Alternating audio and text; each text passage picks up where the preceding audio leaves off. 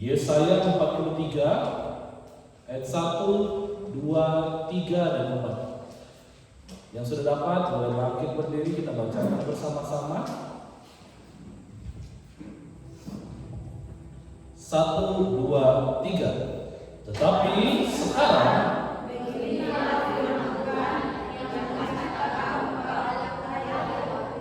yang membentuk engkau, hai Israel, janganlah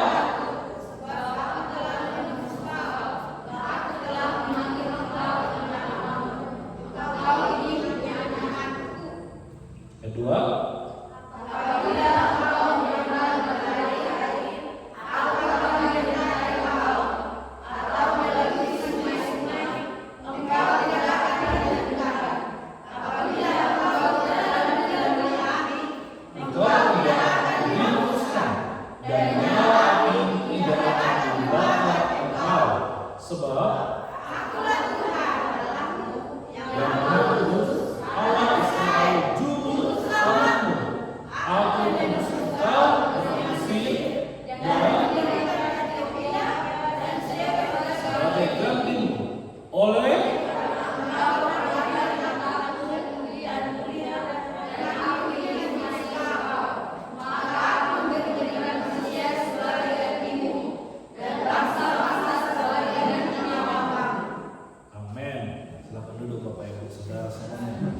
Nah, kalau kita lihat ayat keempat ini, pasti kita sering mendengarnya. Karena ini ayat Alkitab yang sering disebut dengan ayat emas, gitu ya. Tapi secara pribadi saya tidak setuju dengan ada yang namanya ayat emas. Berarti ada ayat perak, ada ayat perunggu kan gitu ya. Tapi semua Alkitab itu berisikan ayat emas. Tidak ada yang lebih rendah, tidak ada yang lebih rendah, tidak ada yang lebih kastanya di bawah, ada yang lebih tinggi gitu ya. Semuanya itu adalah satu kebenaran yang secara keseluruhan itu sama hakikatnya. Tidak ada satu ayat pun di dalam Alkitab yang lebih tinggi daripada ayat yang lainnya.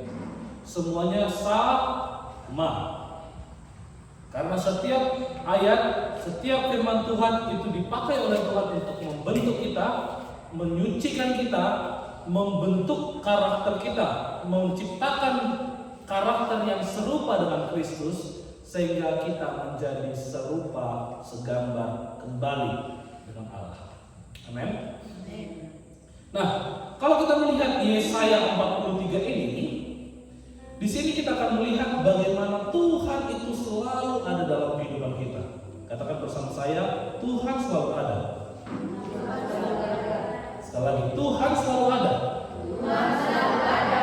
Kalau kita melihat secara keseluruhan dari teks ini, gitu ya, mulai dari ayat 1 sampai ayat yang ke-7, di situ kita bisa melihat ternyata ada tujuan daripada manusia untuk diciptakan. Ada tujuan yang Tuhan berikan ketika manusia itu diciptakan. Katakan bersama saya punya tujuan. Nah, kalau kita melihat di ayat 1 dikatakan begini, tetapi sekarang beginilah firman Tuhan. Berkali-kali Tuhan memperkenalkan dirinya kepada kita. Di ayat 1, coba perhatikan bagaimana dia memperkenalkan dirinya kepada kita. Yang pertama, Yesus atau Allah berkata, yang menciptakan engkau. Dia memperkenalkan dirinya pertama kali di ayat ini sebagai pribadi yang menciptakan kita. Amin. Sekali lagi, ketika kita melihat teks ini, kita berarti sedang berkenalan dengan Allah. Melalui Yesaya 43, kita bisa tahu kita menyembah siapa. Amin. Dan Allah yang kita sembah itu memperkenalkan dirinya kepada kita. Karena pada dasarnya manusia tidak mampu, manusia tidak bisa mengenali Allahnya, kecuali Allahnya yang memberikan pewahyuan, memberikan penyataan, memperkenalkan dirinya terlebih dahulu kepada manusia. Sebab tidak ada satu orang pun yang bisa sampai kepada Bapa, tidak ada satu pribadi pun yang bisa sampai kepada Tuhan kalau bukan Tuhan yang turun. Amin. Kalau bukan Tuhan yang mau menemui, tidak akan pernah ada yang bisa. Kalau di Indonesia, semua kita ini bisa nggak ketemu sama Jokowi?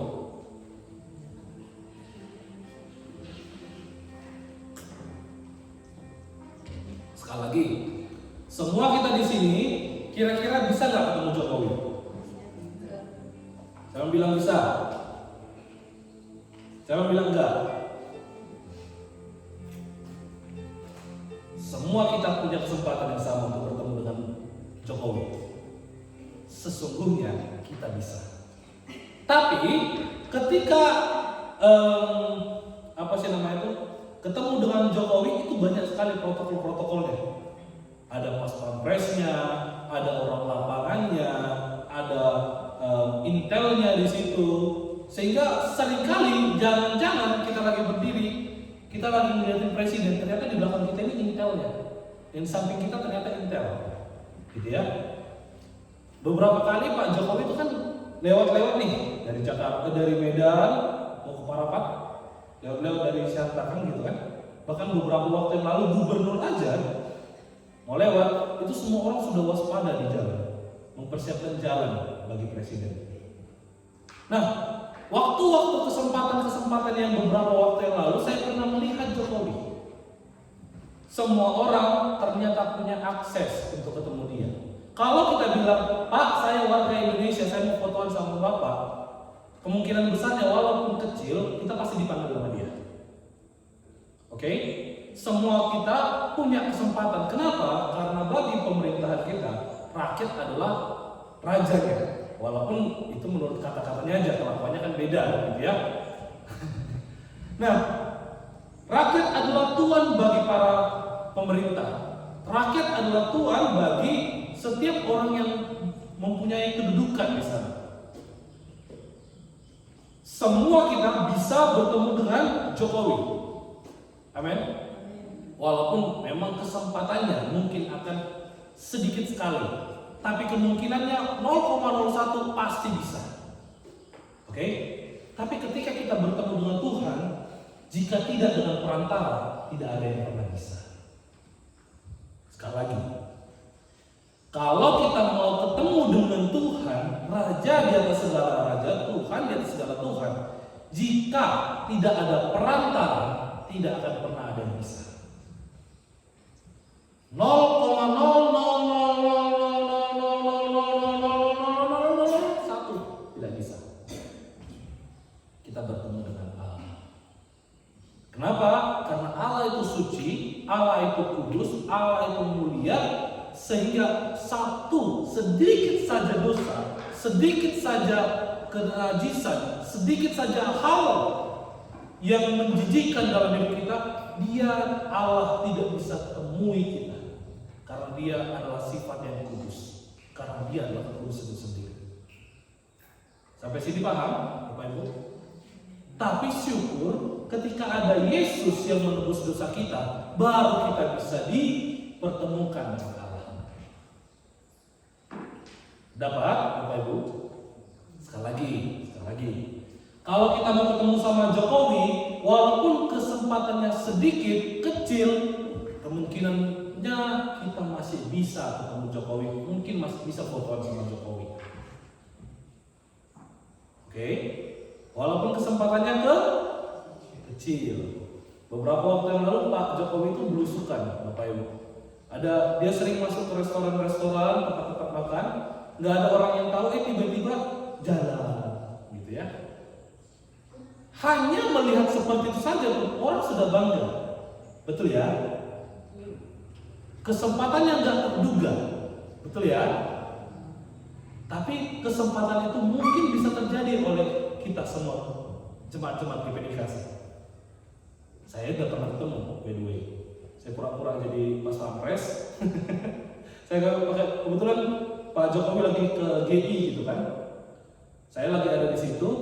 Saya lihat apa yang kumpul-kumpul gitu kan. Oh Pak Jokowi, kayak gitu. Saya kebetulan pakai baju hitam. Saya pura-pura aja masuk. Bu, geser bu, mundur bu. Pak, tolong pak, kasih jalan pak, kasih jalan, ya kan? Begitu Jokowi lewat di belakang, lihat ambil HP-ku pak, foto aku. Pas Pampres aja kaget. Kalau ternyata aku tuh bukan orang lapangan, bukan intel atau bukan pas Pampres. Ternyata warga sipil, gitu ya. Tapi kesempatan itu bisa nggak ketemu kita? Bisa. Apalagi kalau kita punya orang dalam kan? Ada pas Pampres yang kita kenal, kita tanya, Kak, di mana ya posisi bapak? Oh di sini, datang aja ke sini. Bisa nggak? Bisa. Kami pernah melakukan itu. Salah satu pas Pampresnya dia, pengawal pribadinya Ibu Iriana, itu jemaat di Glow. Dan beberapa kali kami pelayanan dia mau ikut. Dan kemarin kebetulan bisa ikut.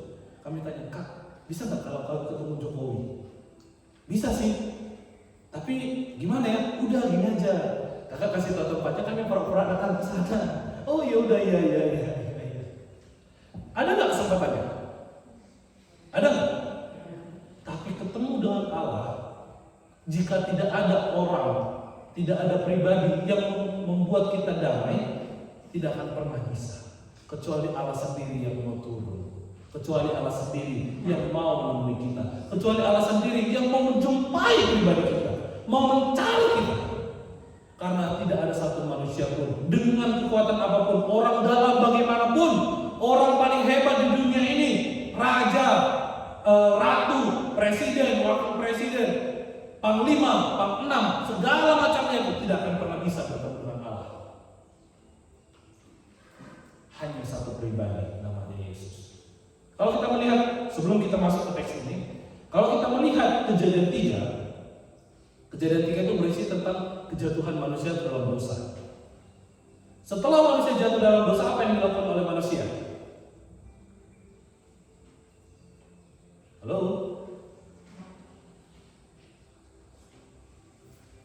Setelah manusia jatuh dalam dosa, apa yang dilakukan manusia? Sembunyi. Kenapa dia sembunyi? Karena malu, karena takut, karena gentar, karena dia tidak merasa layak, dan banyak sekali.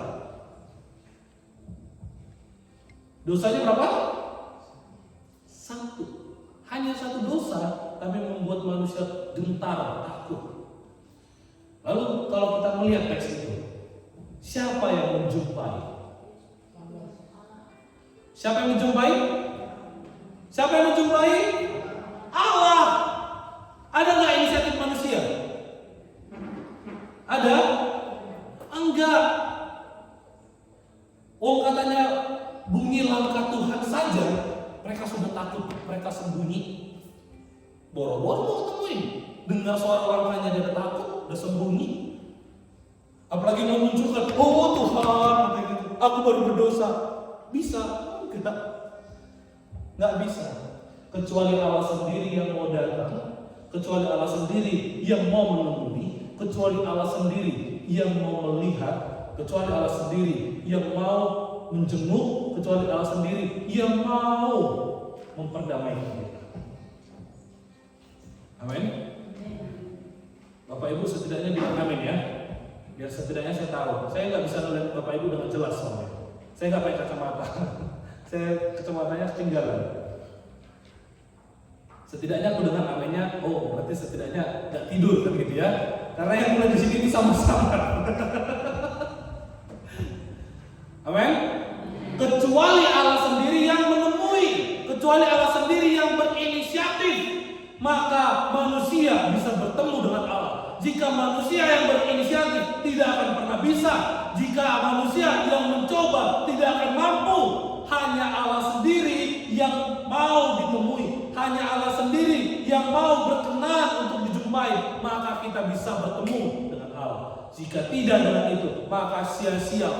Bahkan mungkin bukan cuma sia-sia, tidak akan pernah ada, tidak akan pernah mampu, tidak akan pernah berani manusia. Amin. Karena hanya bunyi langkahnya saja pun mereka sudah takut. apalagi ketemu muka-muka kan gitu kan. Amin. Suatu ketika ada satu cerita yang seperti ini Bapak Ibu. Ini menggambarkan bagaimana rasa bersalah itu ternyata betul-betul ada sampai sekarang. Suatu ketika ada seorang guru yang membuat eksperimen, percobaan kepada siswanya. Dia membuat satu kotak di tengah, contohlah kotak persembahan ini. Lalu di dalamnya itu ada seperti busa yang kalau terkena udara itu pasti langsung menguap, langsung dia keluar, dia langsung nyebar gitu. Dan itu seperti bentuknya buih, ya. Dan kalau kita buka sedikit saja, dia terkena udara sedikit saja, dia sepertinya meletus. Itu sama seperti kita ngeguncangin Coca-Cola, Sprite. Kalau kita buka dikit, langsung kan gitu ya. Nah, sama seperti itulah dia, kurang lebih. Jadi dia buat eksperimen ini kepada anak-anak siswanya, murid-muridnya. Dia bilang, anak-anak, tidak ada yang boleh sentuh kotak ini sampai nanti Bapak bilang boleh buka. Kalau Bapak bilang boleh, maka boleh. Kalau tidak, jangan ya. Semua anak muridnya bilang gini, iya Pak, iya Pak, iya Pak. Terus ada orang, kemudian gurunya itu pergi. Gurunya pergi sebentar, keluar. Lalu ada satu anak di dekat-dekat. Gak jadi, gak berani, nangis. Terus ada lagi yang coba-coba lagi. Apa ya? Terus ada yang ingatkan, jangan, nanti dipukul guru kita, jangan. Takut. Suatu ketika ada yang si Panggaron langsung datang dibuka. Seketika tempat itu penuh dengan busa. Lalu dia bilang, dia coba untuk tutup. Dia coba untuk masukkan kembali busa-busanya. Tapi karena busa itu bukan langsung, enggak istilahnya cuma satu segini aja gitu ya. Langsung dia banyak, dia nggak bisa mampu untuk masukkan. Dia nggak bisa, karena ninggal semuanya. Ninggalin bekas maksudnya, bukan ninggal mati gitu ya. Tapi dia coba terus nggak bisa, sampai dia nangis. Dia nggak tahu lagi, dia ketakutan, terus dia ke belakang, dia sembunyi, terus dia lagi ke depan, dia mau coba lagi perbaiki, dia sembunyi lagi, dia nangis histeris. Lalu gurunya datang. Setelah gurunya datang, anak itu nggak langsung ngaku, anak itu nggak langsung ke depan, Pak saya minta maaf, enggak. Dia sembunyi di belakang teman-temannya. Terus gurunya bilang, siapa yang buka? Semua orang, murid-muridnya itu dia. Semua orang muridnya dia takut. Terus ada satu orang lagi yang narik dia. Ini Pak, dianya. Si Veranya Pak yang ambil itu, yang buka itu Pak. Bukan kami Pak, jangan apa-apakan kami Pak. Enggak Pak, cuma si Veranya Pak. Dan rasa bersalah itu sama ketika manusia jatuh dalam dosa. Hanya Allah yang bisa memperkenalkan dirinya, menarik kembali manusia itu dari dosa dan membersihkannya kembali. Sehingga ketika Allah memperkenalkan dirinya, kita harus aware, harus waspada, harus melihat, harus sungguh-sungguh, harus betul-betul yakin, telah mendengar suaranya, mengerti apa yang dia katakan. Selama dia memperkenalkan dirinya. Seandainya ada DPR RI datang ke gereja ini, bukan mau caleg. Kebetulan saya pakai baju biru kan, bukan dari Demokrat juga, bukan. Saya pakai baju putih bukan dari Gerindra juga, bukan. Bilanglah itu Pak Sabar DPR RI, gitu ya. Dan dia memang Pak Sabar, tidak apa-apa. Contohlah dia datang ke sini, lalu dia perkenalkan dirinya. Salam, hanya tahayan. Semua orang pasti Apa yang dibilang? Tunggu. Diam dulu. Diam dulu. Tunggu. Diam dulu. Ada lain dong bukan yang istri gue laki-laki. Pasti seperti itu kan? Terus kalau dia bilang begini, saya bekerja PRRI. Hadirin, pasti gitu kan? Ketika ada seseorang yang kita rasa, atau contoh kita sudah kenal, contoh Pak Jokowi datang ke sini, lalu dia bilang gini, Assalamualaikum warahmatullahi wabarakatuh, Shalom, salam kebajikan, Om Swastiastu, dan segala macamnya. Hari ini saya akan bicara tentang ini. Terus tiba-tiba mic-nya mati. Karena itu saudara, halo. Nah, begitu. Kecarian ya. Tapi kenapa ketika kita Allah memperkenalkan dirinya kepada kita kadang-kadang mau tutup telinga. Dan Yesaya 43 sedang memperkenalkan diri, karena itu aware, perhatikan baik-baik. Yang pertama, Allah memperkenalkan dirinya sebagai yang menciptakan. Ayat 1. Tapi sekarang bila firman Tuhan yang siapa? Tuhan yang pertama sekali dia perkenalkan dirinya adalah sebagai pribadi yang menciptakan. Ketika dia menciptakan, dia tahu nggak apa yang harus dilakukan. Ketika ada masalah yang diciptakannya, tahu nggak dia untuk membereskan. Kalau dia yang menciptakan, dia yang membuat, terus tiba-tiba jatuh, rusak, bisa nggak dia buat lagi? Bisa nggak? Ya bisa, karena dia penciptanya. Sehingga yang pertama, kita harus kenal dia sebagai Allah yang menciptakan kita. Kalau kita rusak, kalau kita jatuh, kalau kita lemah, kalau kita ragu, kalau kita segala sesuatunya di benak kita, di kepala kita, di telinga kita, banyak sekali suara intimidasi iblis, kita ingat kepada Allah sajalah aku bisa kembali. Karena dia penciptaku, maka aku menggantungkan hidupku kepadanya. Amin. Karena hanya dia yang bisa, Pak. Karena hanya dia yang bisa, Bu.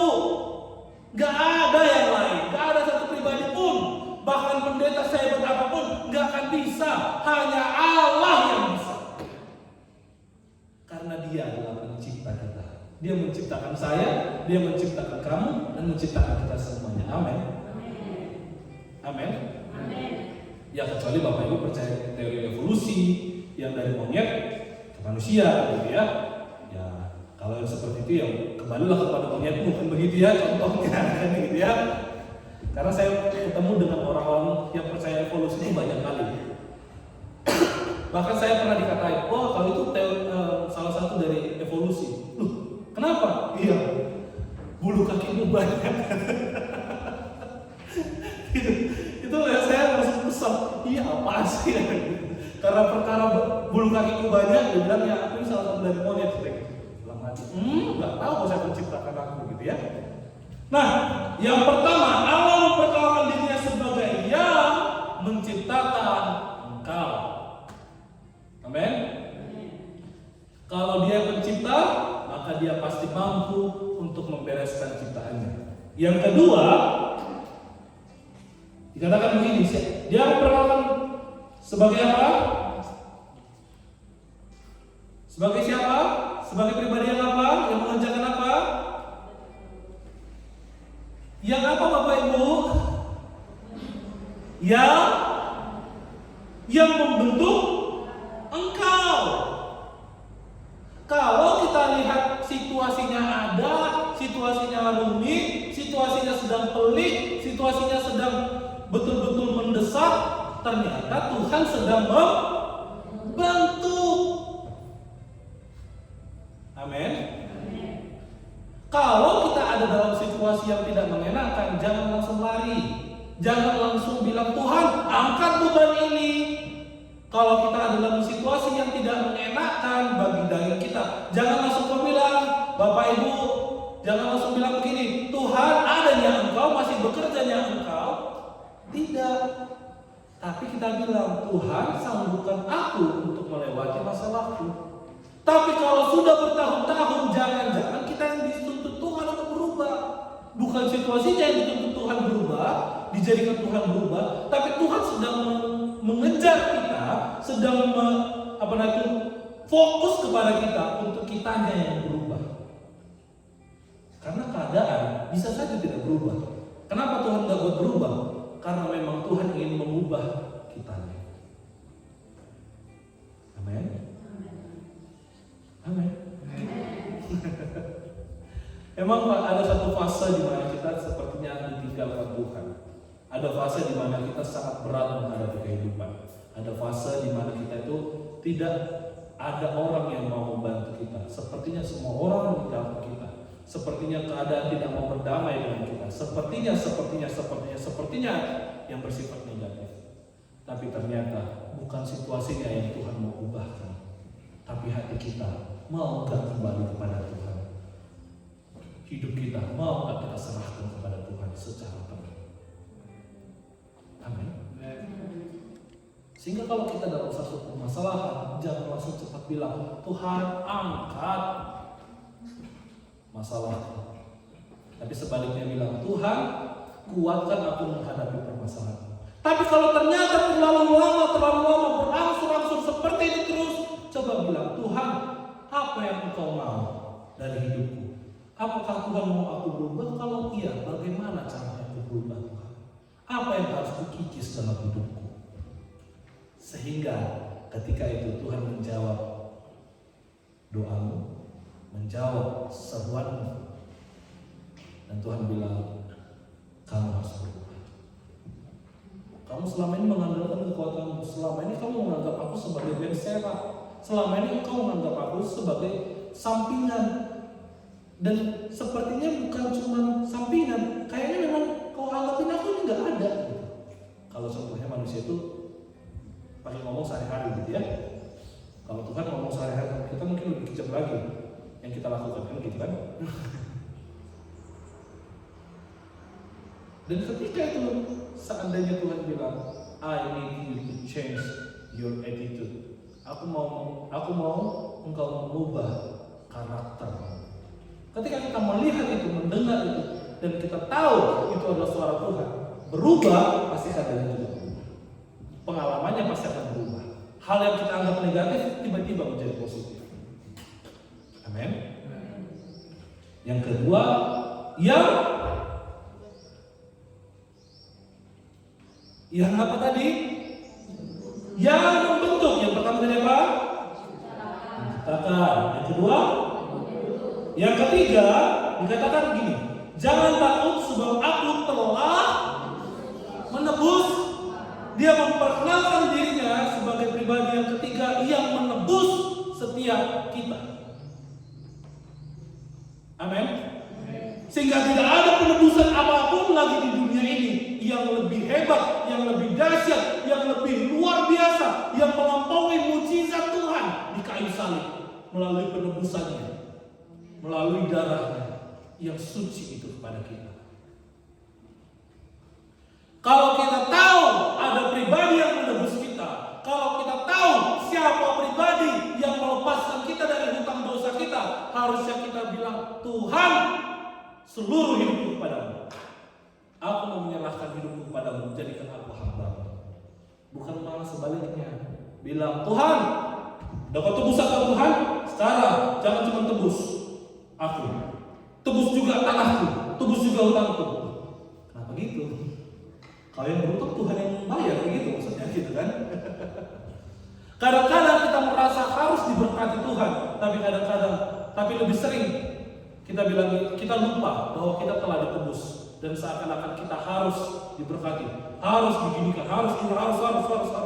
Tapi kita tidak pernah mengharuskan diri kita mengabdikan diri kita, mengharuskan hidup kita setia kepada Tuhan, tidak mengharuskan diri kita untuk mengabdi penuh kepada Tuhan, tidak mengharuskan diri kita berbakti, mentaati firman Tuhan. Kadang-kadang kita hanya bilang harus memenuhi kepentingan pribadi. Dan sorry, itulah jahatnya kekristenan kadang-kadang. Umat Kristen kadang-kadang jahatnya minta ampun kepada Tuhan karena mereka melupakan pengorbanan yang sangat mulia 20 tahun. Tapi di ayat ini dikatakan sebagai yang ketiga, dikatakan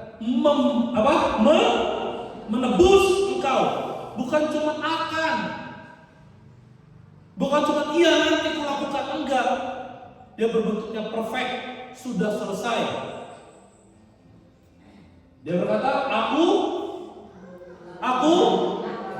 telah menebus. Sehingga kita tahu penebusan itu sudah terjadi, tapi respon daripada penebusan itu masih terus diminta Tuhan. Betul, setiap kita sudah ditebus oleh Yesus dengan darah yang kudus. Betul, setiap kita sudah ditebus oleh darahnya, dan tidak ada satu orang pun yang belum ditebus di sini. Tapi setelah kita tahu ditebus, kita nggak hanya pasif, kita hanya tinggal diam, bohong, nggak bisa. Kita harus meresponi penebusannya melalui apa? Mendatangi Dia dan berkata, Tuhan, aku tahu Engkau telah menebus aku. Sini Tuhan, sini Tuhan. Karya penebusan itu sama seperti undangan, Bapak Ibu. Sama seperti apa? Undangan. Seandainya saya besok menikah, amin. Salah. Seandainya bulan depan, jangan cepat kali. Seandainya tahun ini 2024 aku menikah. Terus aku bilang gini, Bapak Ibu, saya mau mengundang Bapak Ibu untuk datang ke pernikahanku dengan si yang belum tahu ini, contohnya. Setelah Bapak Ibu mendengar itu, sudah tahu nggak itu menerima undangan?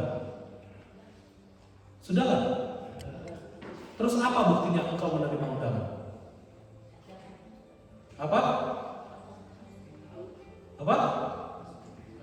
Langsung diberitahu iya. Tapi apa buktinya bahwa sungguh-sungguh engkau telah menerima undangan itu? Datang. Bahkan kadang-kadang nggak diundang. Dan di Hela di tetangga nomor 5 kan? Udah kerup beda. Sumber jalan-jalan beda asal mermapes. Betul kan? Betul nggak? Betul. Undangan oleh Tuhan, undangan penebusan, undangan keselamatan Tuhan sudah beritakan 20 tahun yang lalu, tapi responnya hari ini masih tetap Tuhan minta.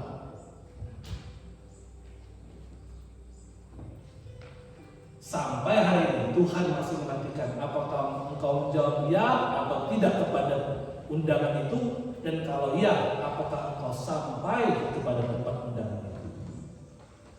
Sehingga keselamatan itu bentuknya pasif, ya Tuhan memberikan secara pasif. Tuhan yang aktif, Tuhan yang bekerja, Tuhan yang menebus, Tuhan yang mengerjakannya. Tapi setelah itu manusia nggak tinggal hohom, nggak tinggal diam. Ada sesuatu yang harus kita kerjakan, yaitu kita datangi Allah, kita minta, iya Tuhan, aku mau. Dan bukan cuma sampai situ, kita berjalan menuju tempat pesta, menuju kekekalan itu, menuju kesempurnaan. Sehingga kalau kita berpikir bahwa ketika saya sudah dibaptis oleh Tuhan,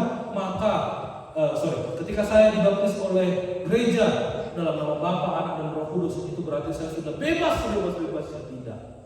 Tetap harus mengerjakan keselamatan dengan takut dan ketat. Tetap mengerjakan kekudusan hari demi hari sampai kepada kesempurnaan.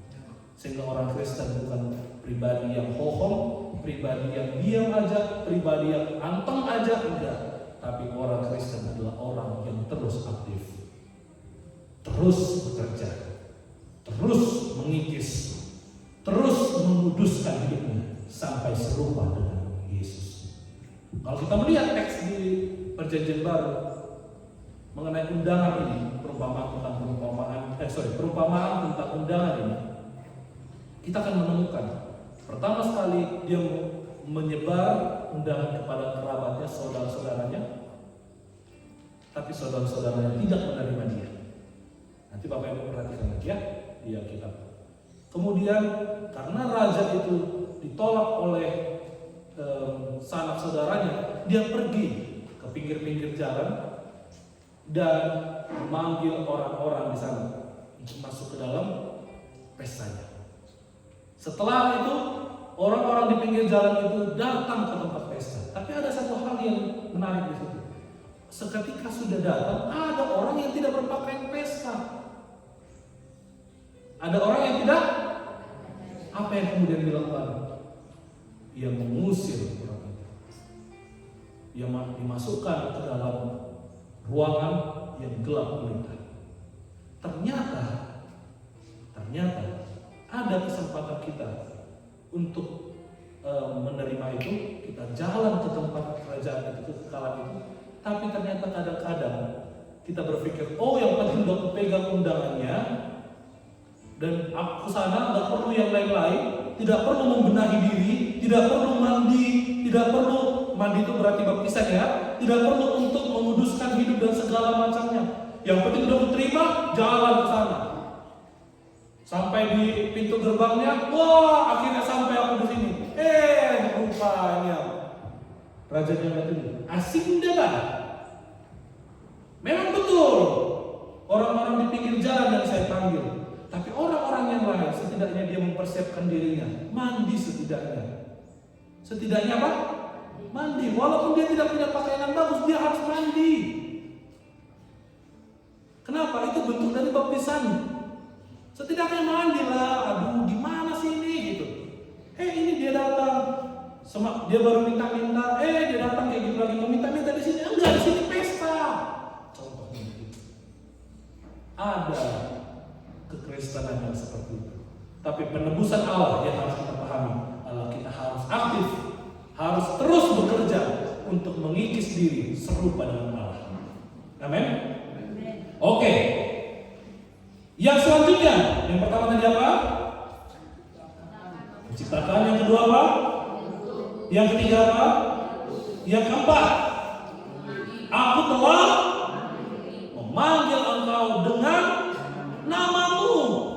Sehingga ketika pernyataan ini dikeluarkan, aku memanggil engkau dengan namamu, tidak ada yang meleset di sini.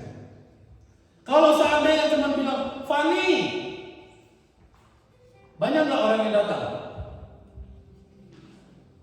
Banyak nggak? Ada namanya Stefani, ada namanya Teofani, adanya Fani yang pakai V, NN1, ada yang pakai F, NNY, banyak. Tapi kalau dipanggil Fani Miracle Sanwaru, spesifik nggak? Spesifik nggak? Tahu nggak siapa orangnya? Yang paling ganteng depan itulah. Ketika Allah memanggil, dia spesifik kepada anak muda. Ketika dia memanggil, dia spesifik kepada orang tua. Dia tahu namamu, dia tahu ceritamu, dia tahu apa CV-mu, apa yang sudah kau kerjakan dalam hidupmu. Ia tahu, tapi ia tetap memanggilmu dengan nama yang jelas, dengan nama yang lugas, dengan nama yang tidak pernah salah. Tuhan tahu kita dulunya berdosa. Tuhan tahu kita dulunya hancur-hancur hidupnya. Tuhan tahu betapa hinanya kita dulu. Tapi Tuhan tidak melihat itu. Dia melihat, aku memanggil engkau karena aku memanggil engkau, aku menebus engkau, aku mau menerima engkau. Tuhan tidak lihat masa lalu kita. Amin.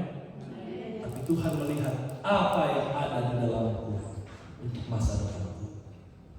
Sehingga kalau kita tahu bagaimana, ini sedikit menyimpang, bagaimana kata-kata itu, pernyataan itu, atau suatu khotbah itu benar suara Tuhan atau tidak, atau kita mendengar suara Tuhan, mau tanya konfirmasi ini suara Tuhan atau suara siapa? Mudah, gampang kali. Lihat saja ketika dia berkata-kata, apakah dia hanya terus di masa lalu? Apakah yang dia terus korek-korek adalah kehinaanmu? Yang dia korek-korek adalah kekelamanmu? Atau dia mengorek kekelamanmu? Dia mengingatkan, aku menembusmu dan membawamu kepada masa depan yang cerah. Kalau itu, maka itu dari Tuhan. Kenapa? Karena iblis hanya tahu masa lalu kita. Sekali lagi, iblis tahu masa lalu, tapi iblis tidak tahu masa depan kita. Amin. Amin. Amin. Hanya Allah yang tahu masa lalu kita, hanya Allah yang tahu masa sekarang kita, dan Tuhan tahu juga masa depan kita bagaimana. Karena Ia sendiri yang memanggil kita dengan namamu. Amin. Spesifik, tidak salah, tidak ada spasi yang kelewat. Spesifik, Dia memanggil kita dengan nama yang jelas, sehingga panggilan itu tidak meleset. Seandainya saya memanggil nama Roni, bukan si Gary, siapa? Gaby yang kena, bukan. Walaupun mungkin namanya mirip-mirip. Ketika aku contohnya mau memanggil si Kiki, tapi karena Ki, oh B, Gaby, oh si Gaby yang maju. Enggak. Ketika panggilan Tuhan itu spesifik kepada Kiki, maka Kikilah yang tahu dia dipanggil. Dan saya mau ceritakan begini Bapak Ibu. Saya berkali-kali ketemu sama orang yang tahu nama saya Fani. Ada beberapa orang yang tahu nama saya Miracle. Tapi kalau saya cuma dipanggil Van atau Mir gitu ya, saya kadang-kadang nggak balik. Tapi kalau sempat dibilang kayak gini, Panklot, nah gitu. Itu nama kecil kan, Bapak Ibu tahu ya? Panklot. Langsung tahu nggak siapa itu? Tahu apa langsung? Pasti keluarga. Amin. Dan Tuhan memanggil kita dengan spesifik yang orang lain kadang-kadang nggak tahu siapa nama kita. Dan Tuhan panggil kita dengan nama itu. Amin. Amin. Amin. Haleluya. Selanjutnya, yang pertama tadi apa? Allah memperkenalkan kepada kita dia sebagai apa? Yang menciptakan. Yang kedua, yang ketiga, yang keempat, dan yang kelima dikatakan sebagai satu pernyataan penting. Dikatakan, engkau ini kepunyaanku. Sekali lagi, keempat tadi itu dia memperkenalkan dirinya. Yang bagian terakhir, dia menyatakan kepemilikannya. Dikatakan apa? Dikatakan apa? Engkau ini kepunyaanku. Punya huruf besar atau huruf kecil? Merujuk kepada siapa? Merujuk kepada Allah itu sendiri, yang telah menciptakan kita, yang membentuk kita, yang menebus kita, dan yang memanggil kita. Dan dikatakan, kamu ini adalah milikku, kata Tuhan. Itu berarti semuanya kita yang ada hari ini, semua yang telah dipanggil, semua yang telah ditebus, semua yang telah diciptakan, semua yang telah dibentuknya adalah milik punyaan Allah. Kalau kita tahu kita adalah miliknya Kristus, maka kita juga berlaku sama seperti Kristus. Amin. Dan sebagai bukti penyataannya dikatakan begini, apabila engkau menyeberang melalui air, aku akan menyertai engkau. Dia memperkenalkan dirinya lagi. Walaupun kita sudah tahu kita ini miliknya Tuhan, dia tetap memperkenalkan dirinya. Aku akan menyertai engkau. Atau melalui sungai-sungai, engkau tidak akan dihanyutkan. Apabila engkau berjalan melalui api dan nyala api, ayat yang ketiga, sebab, sekali lagi, sebab akulah Tuhan yang Allah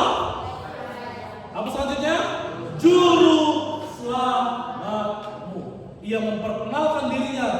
Kadang-kadang kita yang bertuhan ini kita bingung. Oh, yang penting dia bisa menyembuhkan beta jauh. Oh, kalau saya ini bisa disertai Tuhan, saya contohnya mau masuk polisi, oh bisa disertai pakai dukun ini, oh yang itu, ya berapa sih bayar segini, oh ayo ke sana. Kadang-kadang kan gitu kan orang-orang kita Kristen kan, dan gak usah jauh-jauh lah. Kadang-kadang kan kita mau gitu kan, oh si Arun itu bisa menyembuhkan, oh begini. Oh iya, oh sama kita. Begitu kita lihat, permalin dong. Karena asin dong, beda nggak. Permalin dong. Tapi udah tahu kita itu permalin. Kadang-kadang kita bilang, oh dan polo, hai kota Tuhan ini udah lah. Kadang kan seperti itu kan. Tapi Allah memperkenalkan dirinya sebagai yang sangat jelas. Dia telah membandingkan dengan semua apa yang sudah kita tahu, Tuhan yang kita tahu, tapi dia memperkenalkan dirinya. Sebab Akulah Tuhan Allahmu yang Maha Kudus, Allah Israel, Juru Selamatmu. Nanti saya ada waktu atau saya akan bahas ini. Ini ayatnya juga sangat dalam pengertiannya. Ketika dia berkata Akulah Tuhan Allahmu, dia sedang berkata bahwa sebelum I am dalam bahasa Inggris di kitab Keluaran. Ketika Musa bertanya, Tuhan, siapa yang harus disebutkan engkau? Siapa harus perkenalkan dirimu? Allah berkata, Aku adalah Aku. I am who I am.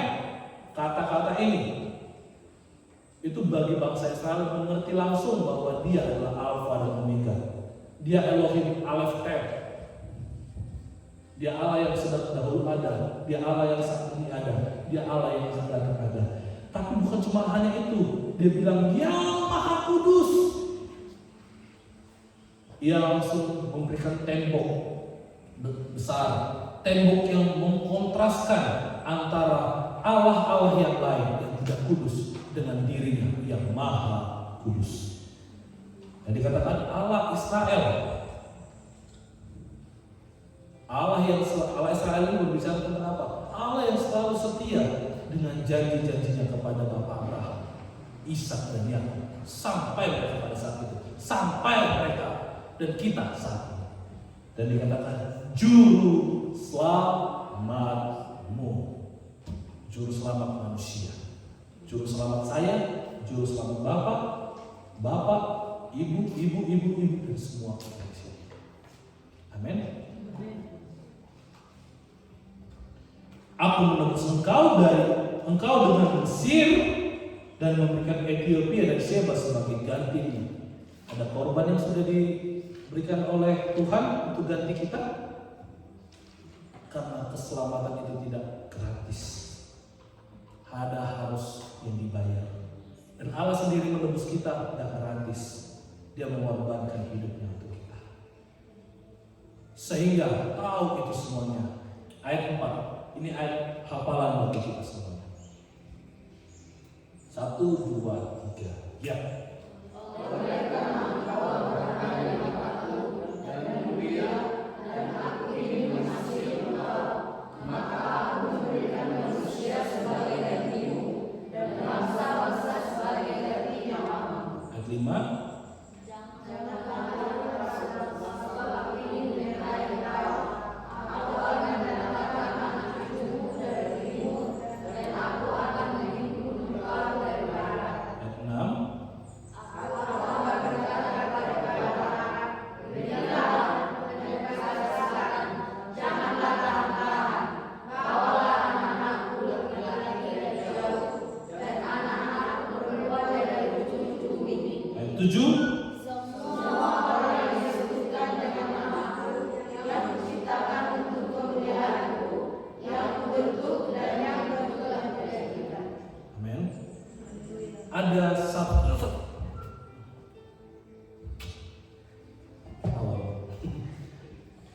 Ada satu janji setelah kita mengalami penebusan.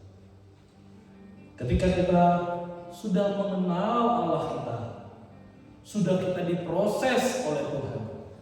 Kita masuk pada glorification, dimuliakan oleh Tuhan.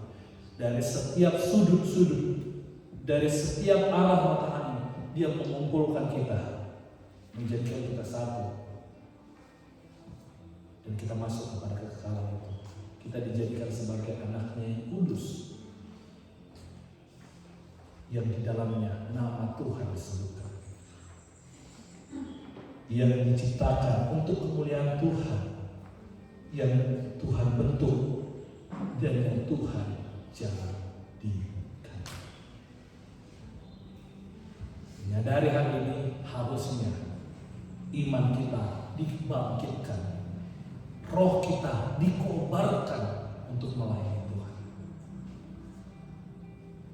Iman yang lesu hari ini melalui pembacaan dan pemberitaan firman Tuhan, iman yang lesu dibuat kembali tegar. Iman yang sudah mulai mitok, Tuhan buat kembali segar. Iman yang hampir-hampir hilang, Tuhan berikan pencerahan yang baru bagi kita. Sebagai pribadi yang diciptakan oleh Allah, yang dibentuk oleh Allah, yang ditebus dan juga dipanggil oleh Allah, marilah kita mengasah hidup kita sehingga nama Tuhan disematkan dalam kita, nama Tuhan dikenal dalam hidup kita, nama Tuhan ditahu oleh semua orang melalui hidupnya kita. Amin. Kita berdoa. Hormat kemuliaan bagi Allah yang menciptakan kami. Segala pujian bagi Engkau yang membentuk kami. Hormat sujud kami kepada Allah yang menebus, dan syukur sebesar-besarnya kami panjatkan kepada Allah yang memanggil kami. Terima kasih buat hari ini Engkau memperkenalkan dirimu kepada kami. Bapa, buatlah kami semakin hari semakin mengenal Engkau, semakin hari semakin mengerti tentang janji-Mu dalam hidup kami, dan buat kami semakin hari semakin tunduk di hadapan Allah. Bentuk kami, tuntun kami serupa segambar dengan Engkau, dan sampai pada akhirnya kami dipermuliakan bersama-sama dengan Engkau, masuk sebagai undangan, sebagai anak yang telah dikuduskan, telah dipanggil, dikuduskan dan dimuliakan. Karena itu Bapa, kami tidak mampu dengan kekuatan kami sendiri. Kami meminta pertolongan daripada Roh Kudus untuk membawa kami, menuntun kami, mengubahkan hidup kami, sehingga kami sadar, kami tahu bukan tentang kami, bukan tentang kekuatan kami, tapi karena Yesus yang hidup dalam kami. Terpujilah Engkau Allahku, terpujilah Engkau Bapa, dari sekarang sampai selamanya. Haleluya, haleluya, amin. Bapak Ibu, sedikit lagi, sebentar saya akan kembali ke Medan. Dari Medan saya akan ke Jakarta, dan saya minta ada dukungan dari Bapak Ibu semuanya. Direncanakan akhir bulan ini nanti kami mau ke Makassar untuk pelayanan. Lalu di awal tanggal 2 saya sudah diberikan tiketnya, tiket pergi aja lagi, tiket pulangnya kembali ke Papua, ke Jayapura. Katanya kami selama 10 hari di sana. Kami akan mendoakan beberapa orang di sana, mendoakan beberapa tempat, dan kalau jadi kami akan ke Puncak Jaya, di mana itu daerah hitam, bukan daerah hitam maksudnya kulitnya hitam bukan ya, tapi itu daerah hitam karena itu daerah yang berbahaya. Kalau jadi, karena waktu lalu kami sudah negosiasinya dalam artian, ayolah kami pengen ke sana, tapi ada beberapa orang yang bilang oke, ada beberapa orang lagi bilang jangan Pak. Kalau memang jadi, kami masih menerima rombongannya, kami akan ke sana. Kami akan bertemu dengan orang-orang yang sudah kami layani beberapa waktu yang lalu, yang terikat dengan puasa kegelapan, puasa setan, dan kami akan terus melayani mereka lagi. Dan doakan juga agar segala sesuatu kebutuhan, keperluan selama di Jakarta dan juga di tanah perantauan Tuhan cukupkan, agar apa yang dikatakan oleh Alkitab, anak-anak orang benar berkasa di bumi, tidak akan pernah kulihat anak-anak orang benar meminta-minta roti, itu terjadi bukan cuma dalam hidupku, tapi dalam juga setiap orang-orang percaya yang ada di sini. Karena itu saya meminta dukungan doa dari Bapak Ibu Saudara untuk mendoakan, dan saya juga masih tetap melanjutkan di S3. Doakan untuk saya bisa menyelesaikan tepat waktu. Di tengah kesibukan, di tengah pelayanan, di tengah pekerjaan, saya mau Tuhan juga menuntun saya melalui dukungan doa dari Bapak Ibu untuk saya bisa mengerjakan tugas dan tanggung jawab yang sudah Tuhan berikan kepada saya. Itu saja. Tuhan Yesus memberkati. Saya kembalikan kepada Bapak Gembala.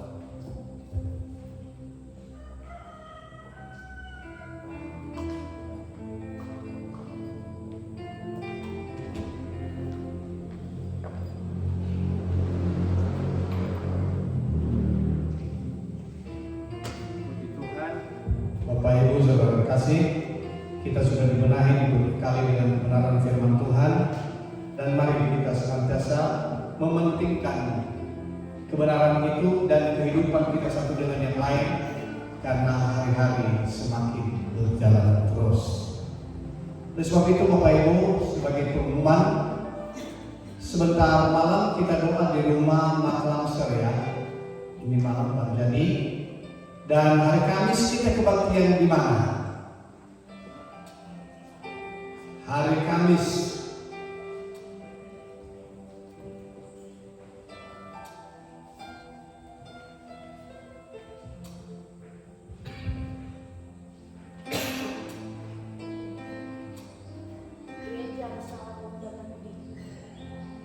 di gereja. Oke, karena belum ada yang bersedia, hari Kamis kita kebaktian di gereja. Tuan rumah adalah muda-mudi. Amin. Nah, sekali lagi Bapak Ibu, kita betul-betul memberikan waktu ya. Udah berkali-kali kami katakan, bukan soal makanan, bukan soal snack, teh putih aja.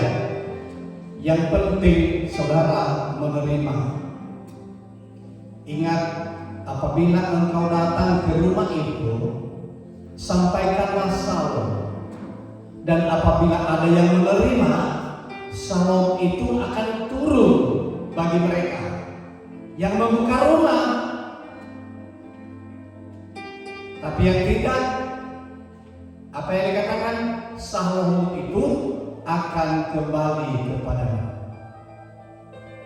Seringkali kita tidak sadar penolakan-penolakan seperti ini sebenarnya. Dan itulah yang terjadi di waktu Yesus lahir. Alasan tidak ada ini, nggak ada ini, nggak sempat ini, nggak sempat ini, ada kegiatan begini, ada kegiatan begini. Padahal kita sudah mengurangi saudara-saudara kasih.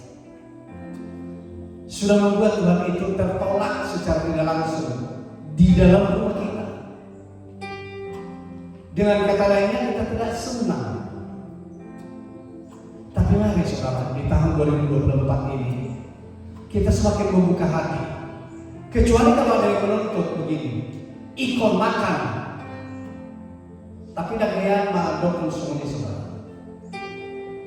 Namun kalimat kami, yang penting betangkan tikar, kita ibadah. Ya, siapkan aja teh putih seperti ini. Tidak ada yang nonton, tidak ada bersumur-sumur. Nah, bahasa sebelum kita, kalau minum air putih, tidak ada. Tapi harapan kami supaya kesejahteraan itu, sawah itu tinggal di rumah kita saudara-saudara, sehingga tidak berantakan semua keluarga kita. Apakah kita menganggap sudah hebat keluarga kita satu dengan yang lain? Bukan berantakan semua. berikan waktu kepada Tuhan. Dan Tuhan ingin betulkan semuanya itu, tetapi kita masih belum siap. Adegan Akai 6, baik mulai dari misionari berpikir semua. Haleluya, berpikir mahita. 3 hari didokon di hati kita, jauh mah. Tapi akhirnya tidak. Tidak, saudara ya. Sekali lagi hati-hati kita. Jangan berkata, gak pernah kutolak kok. Senang kali aku sebenarnya di rumah kami. Tetapi gak jadi. Sama doang. Sama doang. Amin. Nah, itu sekali lagi hari Kamis kita ibadah di gereja, ibadah sore. Ya, ibadah sore sekarang ini udah makin ramai kita saudara. Udah makin ramai tiap ibadah sore. Ya, hari itu waktu kami kebaktian dari kami semalam di rumah Ibu Roni, hanya berapa keluarga kami yang ada. Putusan pun nggak ada. Semakin saudara-saudara. Tapi kami ingatkan, hati-hati.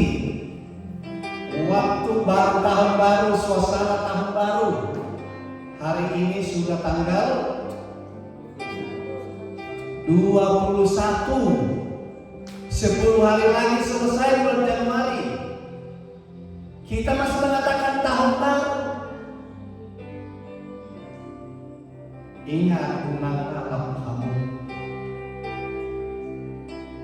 Begitu tiba-tiba datang, baru repot. Coba lihat akan aman sekarang, mana ada yang muncul?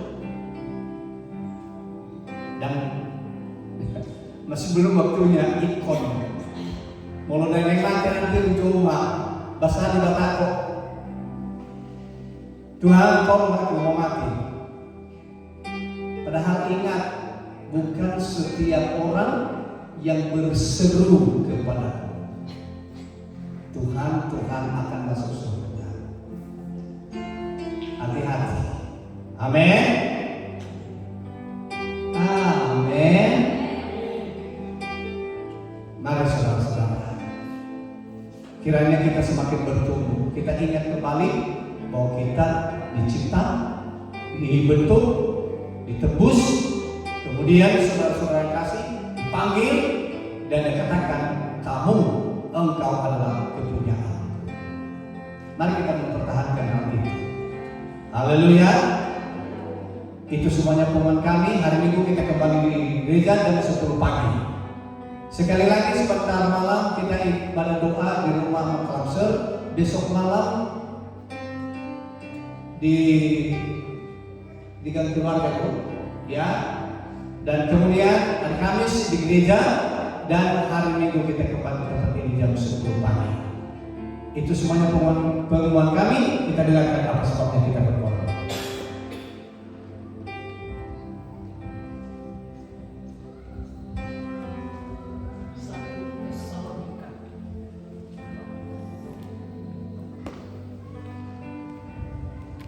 Satu Tesalonika 5 ayat 12 sampai 14.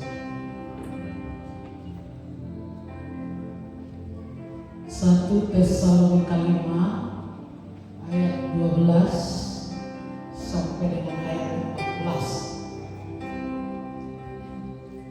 Kita perhatikan nasihat-nasihat.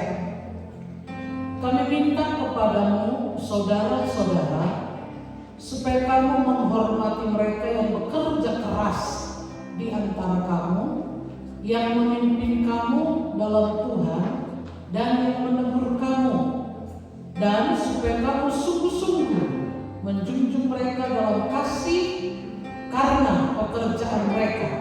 Hiduplah selalu dalam damai seorang dengan yang lain.